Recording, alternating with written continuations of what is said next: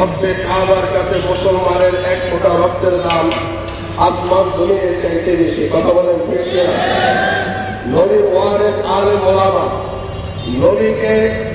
নবীর ওয়ারিসদেরকে মারামারি আলেম নবীকেই মারা। কথা বলেন ঠিক কিনা?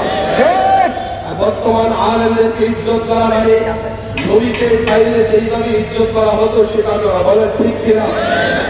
আজ এক সন্ত্রাসী বাহিনী ধনীর সাদের মতো আমার ভাইদেরকে আলেমদেরকে ঘুমন্ত অবস্থায় যেইভাবে রক্তাক্ত করেছে, গলার পেট কেটে তাদেরকে নির্ভরভাবে হত্যা করা হয়েছে।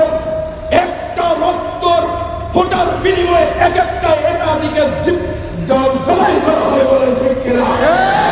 যদি আমাদের কাছে তওবা করেন, যদি আল্লাহর কাছে তওবা করেন, রক্তের ওয়ারিসদের কাছে যদি তওবা করে ক্ষমা চাইতে পারে, তাও যদি তাদেরকে মাফ করেন, ইনশাআল্লাহ আমরা মাফ করব।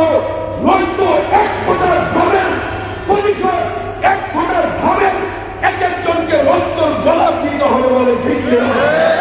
সম্মানিত তাওহীদি জনতা, আমার এই নওজোয়ান এই এলাকার ভেতরে গোটা কয়েকটি নাস্তিক আর মুরতাদ কোন ইমানদারের চোখের উপর চোখ রাখা কথা বলতে পারে না, কোন নামাজির উপরে হাত তুলে দিতে পারে না।